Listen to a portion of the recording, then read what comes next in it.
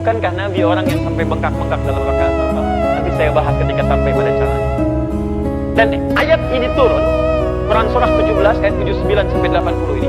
Bukankah ayat itu diturunkan untuk mengisahkan peristiwa ditolongnya Nabi dalam pengepungan pada saat itu oleh 100 pemuda pasukan khusus pada saat itu. Kalau dulu itu misal seperti itu 100 orang, pedang terhunus, jangankan manusia. Kata sejarawan mengatakan, ini hewan lewat ketahuan. Dan Nabi SAW dikepung di dalam rumah itu. Jadi ini ada rumah, kediaman, di dalamnya ada 3 orang, Rasulullah SAW, Abu Bakar radhiyallahu ta'ala anhu, Ali bin Abi Thalib radhiyallahu ta'ala anhu. Dua-duanya orang terkasih Nabi dan tidak boleh memisahkan satu di antara keduanya. Karena dua-duanya dipuji Nabi, punya kemuliaan tingkat tinggi luar biasa. Abu Bakar apa dibandingkan dengan kita? Hei orang-orang yang seringkali mencela Abu Bakar, apa faedah Anda di hadapan Abu Bakar radhiyallahu ta'ala anhu? Beliau itu menantu Nabi, mertua Nabi, sahabat Nabi, dipilih oleh Nabi menemani Nabi ke Madinah. Kalau bukan orang biasa, itu mustahil dipilih Nabi. Aktivitas yang ditunaikan setelah tidur itu disebut dengan hajada dalam bahasa Arab. Ha besar, jim, dal. Sudah? Ha, jim, dal. Kalau Anda ingin berusaha bangun setelah Anda tidur itu, misal saya mau beraktivitas di malam hari, saya berikhtiar untuk bangun, saya usahakan serius, harus bangun, saya pasang alarm, saya siapkan baik-baik, maka usaha untuk mewujudkan sesuatu dengan serius tambah tak di awal kata dasarnya, tak. Sudah? Harakatnya fathah. Setiap penambahan selalu umumnya harakatnya fathah, tak. Kemudian motivasi saya berlipat, saya mesti bangun nih, saya nggak boleh telat, motivasi berkali lipat. Tambah, ayo tambah, double. Beda dari biasanya.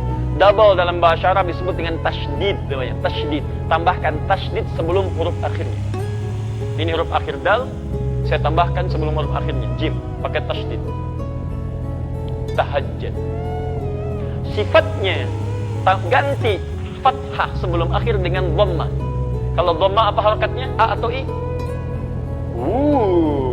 Saya cek dulu. Kalau fathah apa? A. Kalau kasrah? I. Kalau dhamma? Ingat ya, nanti setiap harakat itu penting dalam bahasa Arab. Kalau Bapak Ibu belajar filologi di bahasa Arab, itu setiap harakat ada maknanya. Saya kasih contoh cepat Ibu ya. Kalau Ibu misalnya ingin berbicara kasrah, ini harakat menunjuk pada perempuan umumnya, tipis kecil. I. Makanya kalau laki-laki fathah A, anta, perempuan I, anti. Laki-laki jazakallah khair, ka, perempuan I, jazakillah khair, I. Ingat Bu ya, jazaki untuk perempuan. Setiap yang ada I itu perempuan, A laki-laki. Jangan lagi terjadi setelah saya mengajar selesai, datang sekolangan ibu mengatakan, Ustaz terima kasih materinya bagus, jazakillah khair, I. Saya masih pakai peci. Nah ya, nah itu. Jadi kalau paham itu semua, mudah mengaplikasikannya. Bapak pulang malam-malam dari sini, sholat sendirian pikir. Begitu pulang jam 3 malam-malam, di situ ada misalnya pas di tengah jalan ada suara gak usah panik, kasroh ya. Udah. Nah sini. Kalau ingin dirubah jadi sifat dengan kesungguhan, ganti harakatnya jadi dhammah. Tahajud.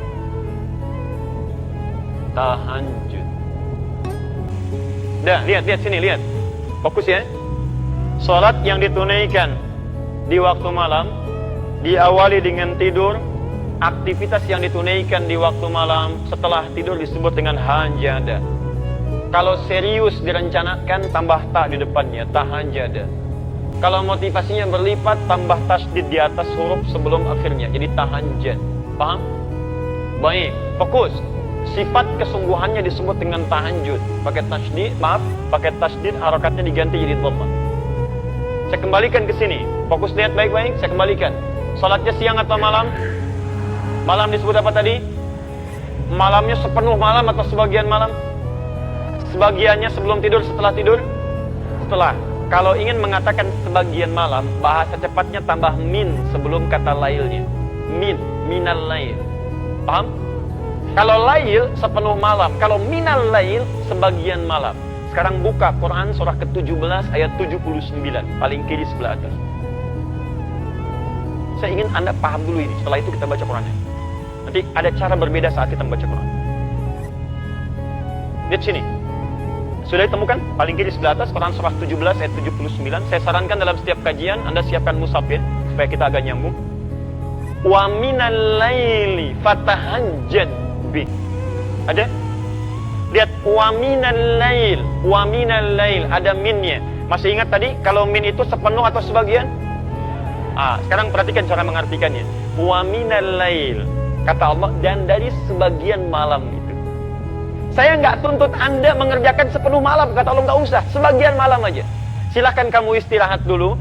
Tidur dengan nyaman dulu. Lalu, fatahajjan bi. Lalu. Ingat, Allah tidak mengatakan hajat. Fahajat, bukan. Tapi pakai ta. Ta, ketika menggunakan ta, masih ingat tadi? Ta menunjuk pada suatu rencana yang serius. Dengan persiapan yang baik. Dengan usaha yang baik. Alhamdulillah. Perhatikan. Fatahajjad bi. Tahajjad. Maka rencanakanlah, siapkanlah dengan serius untuk bangun di sebagian malam itu. Jadi kalau Anda ingin tunaikan tahajud, kata Quran, jangan cuma sekedar bangun. Kalau cuma bangun, jangankan Anda, orang nonton bola pun bangun dia. Coba silakan, yang paling serius. Orang mau nonton bola aja begitu serius. Malam nih, malam, MU ketemu Sevilla. Siapin. Jamnya jam berapa? Jam 2:30 waktu Indonesia. Pasang alarm sampai 3 kali, Pak. 3 kali, dari 1:30. 1:30, 1:30, 1:45, jam 2. Alarm pertama, matikan alarm kedua. Alarm kedua, matikan alarm ketiga. Itu untuk nonton bola. Hasilnya kosong-kosong. Dan saya nggak nonton, nggak ada kerjaan. Ya? Fokus lihat sini, lihat. Jadi ada orang yang untuk aktivitas dunia saja, dia begitu serius. Makanya Allah tantang kita, hei kamu, kenapa untuk mengejar akhirat kamu tidak serius? Kenapa cuma sekedar bangun? Kalau pengen tahajud, kamu siap-siap dulu, rencanakan jam berapa mau bangun. Tadi, ibu mau sholat jam berapa contoh? Jam berapa mau sholat? Halo? 2:30. Jam berapa? 2:30. 2:30. Kalau Anda mau sholat jam 2:30, berarti kan mustahil bangunnya jam 2:30. Sholatnya jam 2:30. Pasti bangunnya sebelum 2:30. Jam berapa bangunnya? Belum tentu. Kan Anda harus melalui 5 fase tadi. Saat bangun, duduk dulu. Ingat, tanpa disadari. Duduk dari bangun malam itu beda dengan duduk biasa. Anda mungkin cuma begini, tapi begitu melihat jam sudah 30 menit tuh. Kalau nggak percaya silahkan bangun malam, duduk dulu begini. Begitu duduk, lihat jam 2:30. Belum yang kedua, hilangkan bekas ngantuk. Belum yang ketiga, 10 ayat terakhir Ali Imran. Kalau hafal, kalau enggak cari mushaf dulu kan. Silahkan cek. 4, belum berdoa. 5, belum wudhu. Apa dari situ langsung wudhu? Kan pergi kamar mandi dulu. Kamar mandi baca doa dulu, wudu dengan sempurna, gosok gigi dulu, balik lagi pakai pakaian. Berapa waktu yang dibutuhkan? Halo? Bukan iya, berapa lama? Misal 40 menit misal. 2:30 kurangi 40 menit jam berapa? Jam 1:50. Artinya, Anda kalau ingin sholat jam 2:30, Anda mesti siap bangun jam 1:50. Makanya wajar tadi ada kalimat Nabi bangunnya 1:30 kalau dikonversi ke sekarang. Karena ada siap-siap dulu, macam-macam dulu. Nah sekarang persoalannya, Bapak tadi Ibu tidur jam 9. Kalau dibalik Ibu jam 9, Bapak jam 10. Rata-rata tidur berapa jam? 6 jam. Ada yang lain? 6 jam, baik. 1:30 kurangi 6 berapa? Ayo berapa? Jam 8. Ya? Jam 8 ya. Berarti begitu selesai Isya langsung tidur tuh. Lihat Isya tadi kan selesai jam 20 kan? Kalau Anda ingin bangun jam 1:50 artinya jam 8 Anda jangan kerjakan apa-apa lagi. Jelas ya? Ingat baik-baik. Kalau Anda punya kebiasaan tidur 6 jam, jadi tidur 4 jam, berarti 2 jam nanti di siang akan menuntut Anda untuk beristirahat. Karena metabolisme tubuh kita akan menyesuaikan, menuntut kita untuk meminta waktu itu. Karena itu kita harus konsisten. Kebiasaan Anda tidur berapa jam? 6 jam. Saya mau bangun jam 1:50 untuk sholat jam 2:30. Artinya kurangi 6 jam di situ, ba'da Isya selesai kemudian langsung istirahat pada waktu yang ditentukan. Jelas? Baik, fokus. Sholat tahajud paling lama berapa menit? Nanti kita akan lihat saat masuk caranya ya. Jangan-jangan sholat jam 2:30 selesai jam 3 gitu ya. Masya Allah, tidur lagi, bangun jam 6. Ini jadi masalah. Sekarang belum selesai, ingat belum selesai. Kita sampai tuntas. Kalau mau belajar bahasa Quran, setiap harakatnya bisa punya makna. Sekarang lihat, fokus. Lihat sini. Taknya sudah selesai. Tak, rencanakan, siapkan. Tasdidnya apa? Tadi masih ingat tasdid artinya apa? Motivasi berlipat. Nah, ini bahasa Quran yang sangat indah. Secara psikologi bisa dijelaskan dengan baik. Kalau kita ingin semangat mengerjakan sesuatu, kita mesti punya motivasi. Sama Bapak Ibu, kalau nggak punya motivasi ke sini, siapa yang mau datang ke sini? Apa yang bisa memaksa Anda mengalahkan tidur siang dibandingkan datang ke sini? Kadang-kadang sampai datang, kantuk juga ditahan-tahan. Yang penting bisa hadir. Apa motivasinya? Sama malam juga begitu kata Quran. Kalau Anda tidak punya motivasi menunaikan ibadah, nggak ada semangat bisa datang dengan baik. Maka dari itu ketika Allah menghadirkan tasydid, fatahajjad, ada tasydidnya di sini, maka dihadirkanlah kemudian motivasi pada kita. Ayat selanjutnya, teruskan ayatnya. Saya agak percepat. Orang yang merencanakan tahajud dan dia tunaikan dengan sempurna, selain mendapatkan keutamaan yang tadi saya jelaskan, ditambah oleh Allah dengan 4 keutamaan lain. Allah berikan 4 keutamaan pada orang yang tahajud yang tidak diberikan pada yang tidak tahajud. Jadi kalau Anda sholat fardu yang 5 waktu, khusyuk sholatnya, sampai menangis, sampai khusyuk luar biasa, tapi Anda tidak tahajud, Anda tetap tidak akan mendapatkan 4 kemuliaan ini. 1. Saya pindahkan sini. Apa motivasi yang bisa membuat kita kuat menunaikannya? 1. Asa ayyab'athaka rabbuka maqaman mahmuda. Teruskan ayatnya. Jadi Quran surat 17 ayat 79 sampai dengan 80. Teruskan. Wa minal laili fatahajjad bihi nafilatan lak. Ayo di antara sebagian malam, jangan semuanya. Kamu tidur dulu, istirahat dulu. Dan rencanakan yang serius, hadirkan motivasi untuk menunaikan salat di malam hari, tahajud. Itu memang cuma nafilah kata Quran, tambahan, hukumnya sunnah. Tapi lihat, 1, walaupun cuma nafilah hukumnya sunnah, asa ayyab'athaka rabbuka maqaman mahmuda. Orang yang konsisten menunaikan ibadah ini, maka Allah akan berkenan mengangkat derajat atau aktivitasnya di tempat yang terbaik. Singkatnya, orang yang rajin tahajud akan diangkat derajatnya oleh Allah dengan menempatkannya di karir terbaik dalam aktivitas kehidupan. Karir terbaik.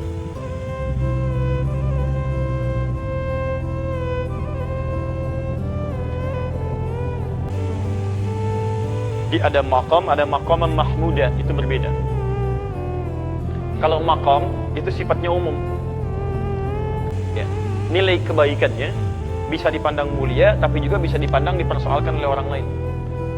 Misal, Bapak naik posisi. Misalnya ada promosi jabatan jadi direktur. Naik ya, karirnya naik. Berarti dapat maqam tuh, dapat kedudukan. Apakah kedudukan yang dititipkan oleh Allah pada Anda bisa otomatis membuat orang lain senang? Belum tentu. Kok dia yang diangkat ya? Padahal dia baru masuk kemarin.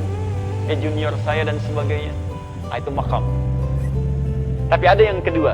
Begitu orang ini diangkat, semua mengatakan memang dia yang layak untuk mendapatinya. Dia yang layak. Sulit bagi orang mempersoalkannya. Mau cari celah nggak bisa. Karena semuanya sudah menutup celah-celah keburukannya. Bagus tuh. Itu yang disebut dengan maqam mahmudah. Susah. Mau dihapusnya susah, mau dibolak-balik papan tulisnya nggak bisa tuh, ya. Pas di situ. Bisa. Itu maqaman mahmudah. Nggak apa-apa. Sudah? Baik, jadi orang yang rajin tahajud, ini nasihat saya.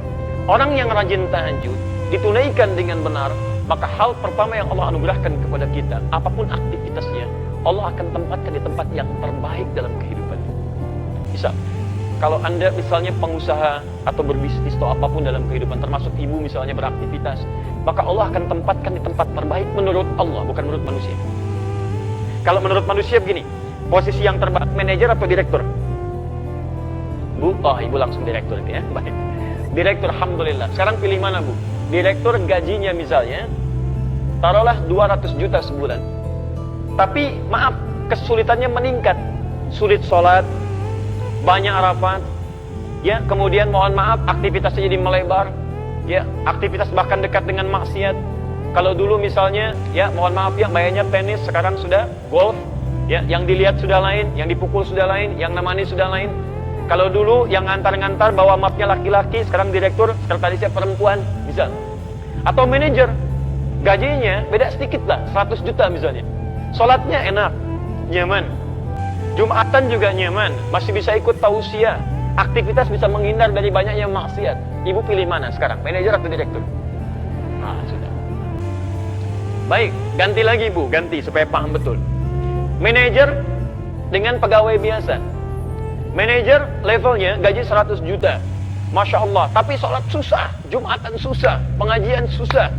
Baik, peluang maksiatnya tinggi, gaulnya itu sudah mulai meningkat.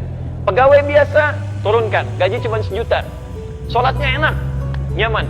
Jumatan bisa, taklim lancar, maksiat tertinggalkan. Ibu pilih mana? Manajer 100 juta, potensi maksiat tinggi. Pegawai biasa 1 juta dekat dengan Allah. Ayo.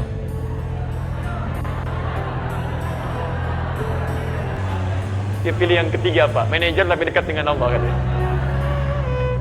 Nah kadang begini Pak, kadang-kadang dalam kehidupan itu seperti itu. Ada yang levelnya ingin tinggi, kata Allah kamu jangan di sini. Kalau kamu naik ke sini, kamu cuma keinginan, tapi ke depan kamu tidak tahu apa yang terjadi. Jabatan ini banyak diincar, tapi peluang keburukannya banyak. Banyak proyek yang tidak jelas. Di pergaulannya akan banyak maksiatnya. Kamu akan tertinggal banyak ibadahnya. Maka Allah tempatkan Anda. Bahasa orang lain cuma wakil. Tapi wakil itu, dunia dicukupkan, akhirat enak, keadaan nyaman. Bukan berarti nggak sampai level tertingginya, bukan. Tapi Allah memberikan karir terbaik menurut Allah Subhanahu wa Ta'ala. Itu yang disebut dengan maqam mahmud. Paham ya? Baik, saya pernah berikan ini, nasihat ini pada seseorang, dan luar biasa, Pak, karirnya cukup bagus, dan hebatnya, setiap kali akan promosi jabatan, orang keluarkan biaya ini itu, masuk ke DPR, kemudian diuji lagi, keluar biaya ini itu, orang ini tidak pernah mengeluarkan uang spesial. Walaupun kedudukannya tinggi, tapi nggak pernah mencapai level yang tertinggi. Direktur utamanya tidak, wakil direktur. Tapi alhamdulillah, nikmat juga, kerjaan nyaman, ya, dan ditunaikan ibadah dengan baik. Paham ya? Masya Allah. Ya kalau bisa direktur dengan tahajudnya itu lebih bagus ya. 2. Itu baru 1. Oh sebentar, sebelum kedua, saya lihat juga teman-teman yang mahasiswa. Saya pernah praktekkan ayat ini saat sedang belajar. Itu Masya Allah itu ya, ada perbedaan. Saran saya, kalau Anda masih belajar, juga kita beraktivitas, tolong jangan tinggalkan tahajud. Akan ada bedanya. Semua orang-orang pintar, orang-orang hebat, termasuk tokoh-tokoh kita. Ya, mohon maaf, pendahulu-pendahulu kita, orang-orang hebat, luar biasa, pendiri negeri ini, itu demi Allah saya katakan, mereka hampir tidak pernah meninggalkan tahajud.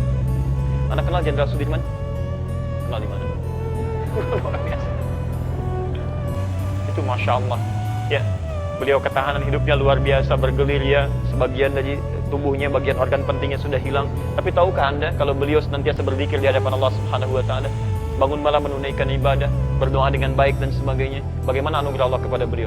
Kiai Haji Agus Salim menguasai berapa bahasa, diplomat paling hulu, beliau menjaga syariat, bagaimana bangun malamnya? Silahkan cek, para pendahulu kita luar biasa. Saya tidak mengambil contoh di luar supaya menghidupkan kebiasaan di bangsa kita. Sekarang kita butuh orang baik, yang pintar sudah banyak. Berapa banyak ahli hukum yang dihukum? Banyak. Berapa banyak ahli ekonomi yang belum bisa mengangkat ya kehebatan ekonomi kita? Yang kita butuhkan sekarang orang pintar yang mulia, yang baik. Maka kita ambil contoh orang dulu untuk kita hidupkan di masa kini. Anda kalau tidak percaya silahkan cek menteri-menteri di awal masa-masa Indonesia. Bagaimana mereka tawadhu'nya, bagaimana mereka hidup dengan bersahajanya. Siapa Bung Hatta? Anda cari lagi. Bagaimana beliau begitu jujurnya sampai ditanamkan pada putrinya. Ketika menerima kertas akan nulis surat, kata bapaknya, ini kertas siapa? Kertas dari KBRI saya pinjam. Jangan gunakan fasilitas negara untuk kepentingan pribadi. Anda bisa bayangkan, putrinya mau menulis surat kepada bapaknya, menggunakan kertas untuk kertas negara. Di KBRI dia mau pinjam. Kata bapaknya, jangan gunakan kertas negara untuk kepentingan pribadi. Anda bisa bayangkan. Anda kenal M. Nasir, Perdana Menteri pada saat itu. Bagaimana hidupnya diabdikan untuk bangsa. Levelnya luar biasa. Qurannya, hadisnya, prakteknya sampai dihormati di Timur Tengah. Hanya cukup kalimatnya bisa menggerakkan Timur Tengah pada saat itu. M. Nasir. Tahukah Anda setelah selesai jabatannya cuma sepeda yang ditenteng di tangannya. Dan tidak memiliki rumah pada saat itu. Itulah yang kita butuhkan saat ini. Makanya bangsa kita terangkat mulia. Dan saya punya keinginan kita berubah jadi baik. Ketika kita baik, semua akan terangkat dalam kebaikan. Itu poinnya. 2. Wa qur rabbi adkhilni mudkhala sidqin. Dan katakan Muhammad, Rabbi adkhilni mudkhala sidqin. Ya Allah, mohon bimbing aku mengawali pekerjaan dengan baik. 1. Mendapatkan karir terbaik. Saya terjemahkan pakai terjemah balaghah yang bukan terjemah biasa. Kalau terjemah biasa mungkin bisa beda kelihatannya. Saya terjemahkan pakai terjemah ilmunya, pakai balaghahnya. Kedua, mendapat bimbingan Allah. Bimbingan Allah. Bapak kerja dibimbing pimpinan, mudah pekerjaan. Siapa yang tidak mudah dibimbing Allah Subhanahu wa taala? Dan lihat bedanya ya. Jadi kalau Allah bimbing seorang hamba, bimbingan itu disebut dengan hudan namanya, hudan. Ada yang sifatnya meningkatkan keimanan, jadi iman semakin kuat, punya kecenderungan untuk mendekat pada Allah. Contohnya Quran surah ke-18 ayat ke-13 untuk para pemuda. Ada pemuda yang dibimbing Allah meningkat keimanannya, disebut dengan Ashabul Kahf. Innahum fityatun amanu bi rabbihim wa zidnahum huda. Ya, ada pemuda yang keimanannya bertambah karena mendapat petunjuk Allah Subhanahu wa taala. Ada kedua, hudan di situ adalah bimbingan untuk meningkatkan ibadah. Ada perubahan dalam hidup, seakan-akan sekarang ingin rajin ibadah. Dulu cuma salat fardu sendirian, sekarang pengen berjamaah, pengennya di masjid. Dulu jarang baca Al-Quran, sekarang pengen baca Quran, bahkan pengen menghafal, pengen sedekah, pengen puasa sunnah. Itu juga hudan yang kedua. Dalilnya di Al-Baqarah ayat 2 sampai dengan ayat yang ke-5-nya. Dzalikal kitabu la raiba fihi hudan lil. Ketika hudan disebutkan pada muttaqin, apa bentuknya? Peningkatan amal saleh. Alladzina yu'minuna bil ghaib wa yuqimunas shalah wa mimma razaqnahum yunfiqun, dan seterusnya ayat. Ada hudan yang ketiga, ini yang paling dahsyat. Bimbingan Allah dalam semua level kehidupan. Bahkan bimbingannya nempel begini. Perhatikan sini. Ini apa? Ini apa? Mic. Spidolnya di mana? Di atas mic. Sekarang spidolnya di mana? Di atas mic. Dua-duanya di atas. Perbedaannya apa? Menempel dengan tidak. Kalau seperti ini, kita katakan dalam bahasa al-qalam fawqa mikrofon, fawqa mukabbirus shaut. Spidol berada di atas mikrofon. Tapi kalau kita katakan begini, kalimatnya berubah. Al-qalam ala mikrofon. Ala. Spidol berada di atas, nempel dengan mikrofon. Perhatikan, kalau saya taruh di atas begini menggantung, mikrofonnya saya geserkan begini, tetap ininya menggantung kan? Menggantung. Kalau saya terpisah jauh berarti sudah terpisah dari sini kan? Lihat sini, ini di atas, saya geser sini, ini masih di atas. Saya geser sini, masih di atas. Tapi kalau saya geser begini, sudah terpisah. Tapi kalau begini, mau digeser kemanapun, ikut dia. Ada orang-orang yang menempel dengan bimbingan Allah Subhanahu wa ta'ala. Nempel. Di kemanapun dia berada, bimbingan Allah menyertai dalam kehidupan. Ala. Bimbingan disebut hudan, pedoman. Yang menempel disebut dengan ala. Quran surah kedua, ayat yang kelima. Paling kiri sebelah bawah. Ulaika ala hudan. Bukan fauqa hudan. Ala hudan min rabbihim. Ada orang-orang yang berikhtiar mengerjakan amalan-amalan sampai melekat padanya bimbingan Allah Subhanahu wa ta'ala. Siapa di antara orang-orang itu? Kalau ingin jalan pintas, dekati Allah lewat tahajud. Asa ayyab'atsaka rabbuka maqaman mahmuda wa qur rabbi adkhilni mudkhala sidqin. Ya Allah, mohon masukkan aku dari tempat awal yang baik. Maksudnya bimbing saya setiap mengerjakan aktivitas. Bukan cuma bekerja, Pak, bukan cuma belajar, bukan cuma di rumah tangga, Bu. Lihat sini. Bukankah kita saat bangun tidur mata mulai melihat? Ada orang yang ketika melihat langsung dibimbing oleh Allah bagaimana cara melihat yang baik. Makanya mata orang yang dibimbing oleh Allah tidak akan pernah melihat yang tidak baik. Begitu melihat yang tidak baik, dia palingkan. Coba Anda saat bangun tidur apa yang dilihat? Hah? Belum tentu, bisa handphone. Lihat, oh ada WA masuk nggak malam ini? Baru bangun sudah handphone yang dilihat. Apakah ketika Anda melihat handphone semua gambar di situ baik-baik? Ada iklannya, ada yang tidak baiknya. Begitu Anda melihat yang tidak diperkenankan oleh Allah, begitu dilihat, Allahu Akbar, astagfirullah, sudah cari, palingkan. Anda di jalan, berapa banyak gambar-gambar yang terbuka auratnya, gambar yang tidak baik. Kalau mata kita dibimbing oleh Allah, seketika kita palingkan. Dan hebatnya, mata ini akan senang pada yang mulia saja. Melihat orang sedang baca Quran, kapan saya bisa membaca seperti itu? Melihat orang ikut ta'lim, ya Allah, saya belum ada kesempatan. Ya Allah, dekatkan saya pada tempat yang mendekatkan saya pada ta'lim. Terus dan indah. Begitu melihat maksiat, astagfirullah, palingkan. Telinga begitu. Dengar yang baik, dekat. Dengar yang tidak baik, jauhi. Sampai ke ujung kaki. Dan hebatnya, Pak, ini, terutama tangan. Mustahil bisa berbuat maksiat. Anda bekerja, pertanyaan saya, berapa kali organ tubuh kita berbuat maksiat dalam hidup? Ibu sih judulnya taklim, tapi berapa kali dalam taklim membicarakan orang lain? Saya tidak, Ustaz, alhamdulillah, tidak seperti ibu itu tuh. Sama.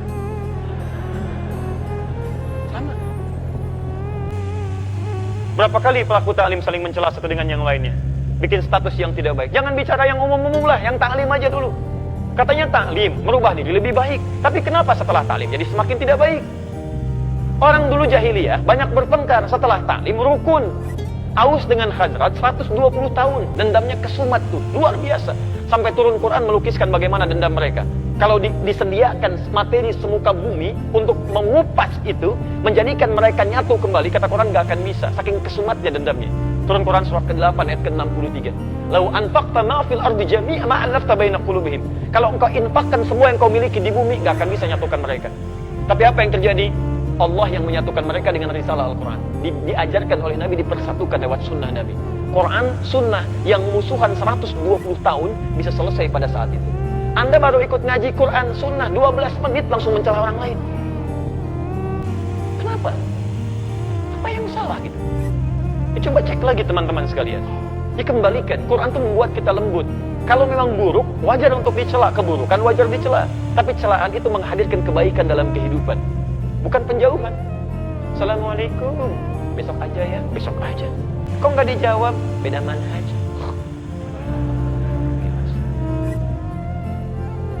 Ya, tapi kita tidak perlu mencela orang lain. Artinya ada evaluasi untuk kita semua. Antum jangan mencela juga. Kalau mencela apa bedanya? Apa bedanya? Di celaan jangan dibahas dengan celaan. Ada celaan kita doakan dengan baik. Kita ajak dalam kebaikan, ajak dengan kelembutan, dan jangan paksa orang. Tugas kita hanya mengingatkan, bukan memaksa. Nabi saja turun ayat fadzakir innama anta mudzakir. Muhammad ingatkan, tugas kamu mengingatkan. Lasta alaihim bimusaitir, bukan paksa orang. Jadi kalau kita bukan Nabi paksa orang, artinya ada yang salah dalam kehidupan kita. Paham ya? Aduh, kenapa jadi orang begini? 3. Saya sederhana. Kalau ada yang kurang baik dari saya, tinggalkan. Ada yang baik, silahkan ambil. Dan saya pun tidak paksa. Kalau ada bermanfaat, silahkan. Tidak baik, tinggalkan. Cari guru yang lain yang lebih baik mengajarkan, insya Allah. Sehingga hati kita tenang. Jangan sampai belajar tapi hati nggak tenang. Ya. 3. Wa akhrijni mukhrajas sidqin. Diberikan solusi terbaik saat ada persoalan. Solusi terbaik. Masya Allah. Luar biasa. Tidak ada orang yang tidak punya masalah dalam kehidupan. Semuanya punya masalah. Tapi ada orang-orang yang sebelum mendapatkan masalahnya, sudah diringankan masalahnya oleh Allah Subhanahu wa ta'ala. Bukan gak punya masalah, masalahnya sama. Coba lihat, saya tadi barusan mau ke sini Pak, Bu. Macet Pak, Bu. Kita lewat tol tadi, macet. Luar biasa. Dan bukan cuma saya mengalami kemacetan, banyak orang macet juga. Tapi apakah semua orang yang mengalami kemacetan punya sikap yang sama menyikapi kemacetan? Tidak. Ada yang saling klakson, ada yang ngosenggolan, ada yang saling berselisih dengan kata-kata, ada yang saling macam-macam. Tapi tidak sedikit juga yang santai aja, mau ngapain? Mengeluh juga tidak menyelesaikan persoalan. Apakah dengan klakson macet selesai? Hah? Apakah dengan bikin status macet selesai? Ceklik, macet. Tetap aja macet. Silahkan cek. Ada orang-orang yang hatinya justru diberikan ketenangan oleh Allah. Dikasih macet, alhamdulillah ya Rabb, macet, alhamdulillah. Luar biasa. Quran bisa dihafalkan. Begitu sampai ke tujuan 30 ayat. Bayangkan, kalau manhaj diterapkan itu 10 ayat akhir Ali Imran, selesai itu. Ini sudah 1 tahun belum selesai. Apa butuh kemacetan tiap hari? Jelas ya? Ini enak. Jangan dikira level ustadz gak punya masalah. Banyak masalahnya. Kadang-kadang jangankan masalah pribadi, masalah jamaah, ya dipersoalkan juga. Silahkan cek. Bukankah kalau Anda banyak pertanyaan, masalah diserahkan pada ustadz? Bukan gak tinggal punya masalah, tapi ada orang-orang tertentu ketika Anda dekati Allah dengan sesuatu, Allah ringankan persoalannya. Itu janji Allah. Janji Allah. Lihat, contoh, kita ambil dalilnya. Quran surah ke-65, di akhir ayat kedua, di awal ayat ketiga. Kita hafal ayatnya. Wa may yattaqillaha yaj'al lahu makhraja wa yarzuqhu min haitsu la yahtasib. Wa may yattaqillaha, siapa yang bisa meningkatkan takwanya kepada Allah? Tingkatkan. Fi'il mudhari itu progresif naik. Tingkatkan.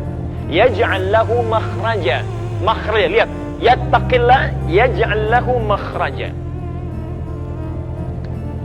Wa may yattaqillah yaj'al lahu makhraja. Makhraja. Ini yang kita pilihkan nasab. Wa yarzuqhu min haitsu la yahtasib. Perhatikan. Lihat persamaannya. Siapa yang bisa meningkatkan takwanya kepada Allah, takwa tingkatkan kepada Allah. Persamaannya lihat, yaj'al lahu makhraja, kami berikan solusi, jalan keluar dari setiap persoalan yang dihadapi. Dan kalimatnya tidak menggunakan alif lam, makhraja bukan al-makhraj, makhraja, general, umum, nakirah. Artinya persoalan apapun dalam kehidupan sepanjang Anda tingkatkan takwa, diberikan solusi. Jadi sederhana sebetulnya, kalau Anda punya masalah dalam hidup, Anda punya problem, dimanapun tuh, di rumah tangga, di pekerjaan, kehidupan sosial. Sederhana solusinya, tingkatkan takwa, kata Allah, saya urai masalah Anda. Biayanya tidak mahal, tenaganya tidak banyak. Jadi kalau Anda punya masalah dalam hidup, kedudukan tinggi, harta berlimpah, cuman masalah nggak pernah tuntas, coba cek.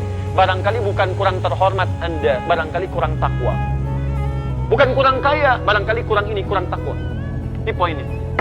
Nah sekarang, ya Allah, kalau saya ingin tingkatkan takwa, bagaimana caranya? Banyak, disebutkan 115 kali kata takwa dalam Quran setidaknya. Tapi cara cepatnya, perhatikan. Ketika menyebutkan takwa, masih ingat tadi? Quran surah 51, ayat 15 sampai dengan ayat 18 tadi? Innal muttaqina fi jannatin wa uyun. Ada orang-orang takwa tinggalnya di taman surga. Akhidina ma atahum rabbuhum. Innahum kanu qabla dzalika muhsinin. Mereka itu, Masya Allah, mengambil segalanya dari Rabbnya. Nikmatnya langsung dari Rabbnya. Mereka di dunia itu orang-orang yang muhsin. Siapa mereka? Ayat 17-nya. Kanu qalila minal laili ma yahja'un. Bahasa cepatnya, mereka rajin tahajud. Orang takwa rajin tahajud. Kata Quran, tingkatkan takwa. Apa di antara takwa amalannya? Tahajud. Lihat, perhatikan. Yaj'al lahu makhraja. Orang meningkatkan takwa, diberikan solusi jalan keluar. Ketika Anda tahajud, lihat bagian ketiganya. Wa akhrizni mukhraja sidqin. Mukhraja sidqin. Asa ayyab'athaka rabbuka maqaman mahmuda wa qur rabbi adkhilni mudkhala sidqin wa akhrijni mukhraja sidqin. Makhraja, jalan keluar. Kalau jalan keluar itu langsung dibimbing, langsung dibimbing, langsung dibimbing. Robah kalimatnya dari kata makhraj jadi mukhraj. Makhraj, mukhraj. Orang rajin tahajud dibimbing Allah Subhanahu wa taala. Ketika punya masalah, bukan cuma dia yang berikhtiar untuk menyelesaikannya, tapi Allah langsung berikan bimbingan. Begini jalan keluar. Ini ambil, ini tinggalkan. Jangan bersedih, tanamkan keyakinan. Nabi pernah berusaha menghafal Quran dengan ikhtiar. Jadi begitu ayat Quran turun, itu beliau punya keinginan cepat menghafalkannya. Cepat, cepat, cepat, cepat. Tapi apa yang terjadi? Allah berikan solusi. Bahkan langsung turun ayat Quran surah ke-75. Ayat 22 sampai 23. Ayat 16 sampai 18, maaf. Ayat 16 sampai 18. Lihat kalimatnya. La tuhannik bihi lisanaka lita'jal.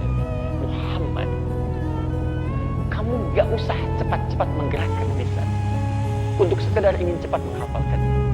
Biasanya para penghafal kalau ingin segera cepat menghafalkan kan suka cepat mengucapkannya kan. Inna fi khalqis samawati wal ardi wa ikhtilafil laili wan nahari la ayatin li ulil albab, la ayatin li ulil albab, la ayatin li ulil albab. Diulang gitu kan? Tayyib. Lihat sini. Nabi Muhammad tidak. Muhammad jangan cepat-cepat gerakkan lisan untuk cepat menghafalkannya. Inna alaina jam'ahu wa qur'ana. Biarkan kami yang menghimpun Quran dalam jiwamu. Fa idza qara'nahu, bagaimana cara menghimpunnya? Allah akan bimbing bacaannya. Begitu dibacakan, dibimbing, fattabi'il Qur'ana. Kamu ikuti saja bimbingan bacaan itu.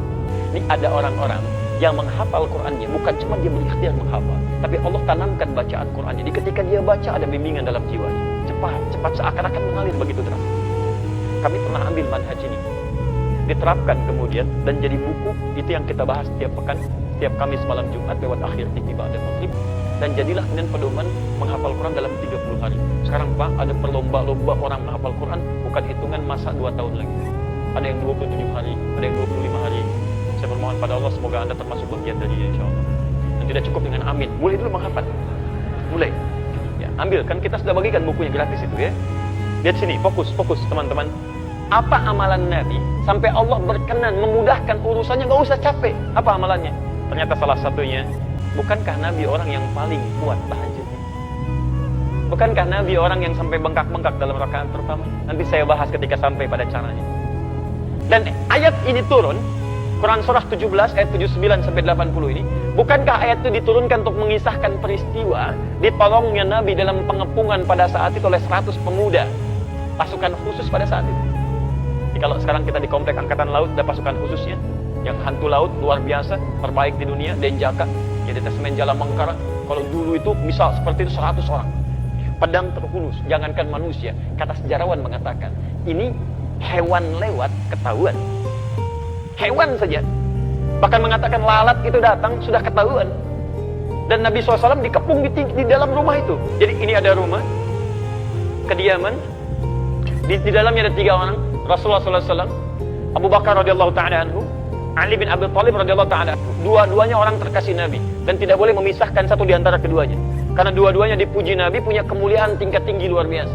Abu Bakar apa dibandingkan dengan kita? Hei orang-orang yang seringkali mencela Abu Bakar, apa faedah Anda di hadapan Abu Bakar radhiyallahu ta'ala anhu? Beliau itu menantu Nabi, mertua Nabi, sahabat Nabi, dipilih oleh Nabi menemani Nabi ke Madinah. Kalau bukan orang biasa, itu mustahil dipilih Nabi. Kenapa beliau yang dipilih? Dipilih Nabi, menemani Nabi, orang yang pertama kali, termasuk pertama beriman kepada Nabi, mengorbankan hartanya untuk dakwah Nabi, menemani Nabi sampai dengan ke Madinah, menjadi mertua Nabi sallallahu alaihi wasallam. Saat wafat makamnya di samping Nabi, hidup dengan Nabi di dunia, kuburnya di samping Nabi, dan di akhirat bersama Nabi sallallahu alaihi wasallam. Lantas Anda dengan mudah mengatakan celaan kepada sahabat Abu Bakar. Anda siapa? Sahabat Nabi bukan, menemani Nabi tidak, berinfak ke dakwah Nabi juga tidak, mertua Nabi bukan, tetangga Nabi bukan, kerabat Nabi bukan. Wafat Anda jauh dari makam Nabi dan belum ada ayat turun menjamin surga Anda. Anda siapa? Abu Bakar. Kedua, Ali bin Abi Thalib.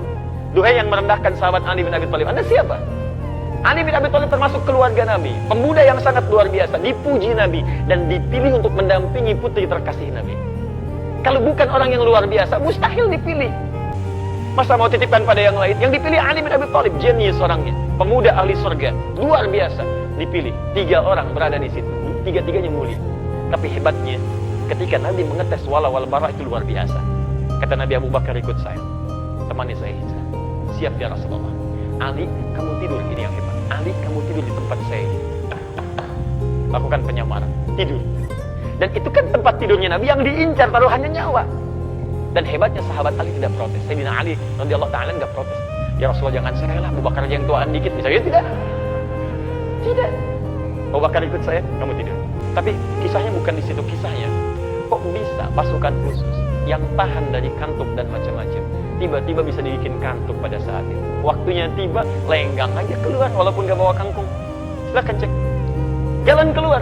Nabi SAW dengan sahabat Abu Bakar keluar dari situ, penjagaan 100 pemuda, pedang terhunus, tiba-tiba keluar begitu saja, ditutup pandangannya, ditutup. Apa yang bisa menyebabkan itu? Ayat-ayat yang turun tentang peristiwa tadi, di antaranya ayat tahajud. Wa akhrijni mukhrajas sidqin. Allah yang langsung bimbing Nabi keluar dari tempat pengepungan itu. Jadi kalau Anda, mohon maaf teman-teman sekalian, ayat ini turun kalau kita ambil kaidah asbabun nuzul, al-ibratu bi umumil lafzi la bi khususis sababi. Hikmah dari ayat, hukumnya jangan dilihat dari asbabun nuzulnya, tapi dilihat dari keumuman makna ayatnya.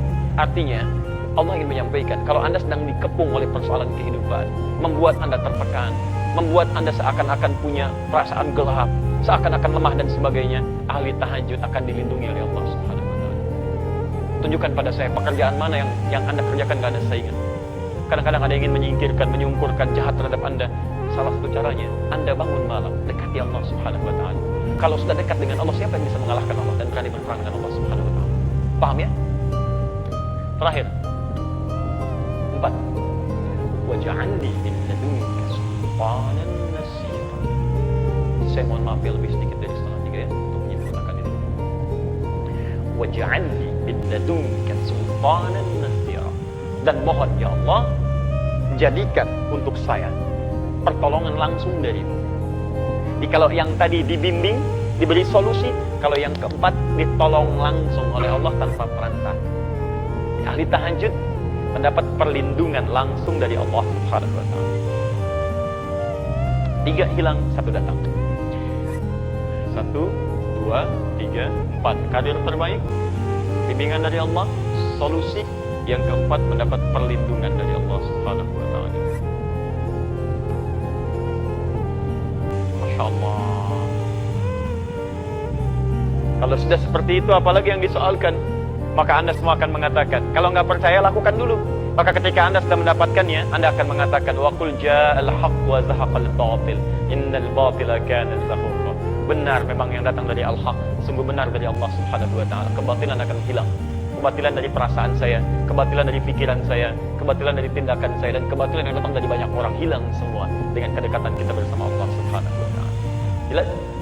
Dulu ada slogan, bersama kita bisa. Ahli tahajud beda, bersama Allah kita bisa. Paham ya? Jangan dipotong video saya, mohon teman-teman di media sosial dan sebagainya. Ini khusus bahasan tahajud, bukan yang lain. Sudah? Jelas di sini?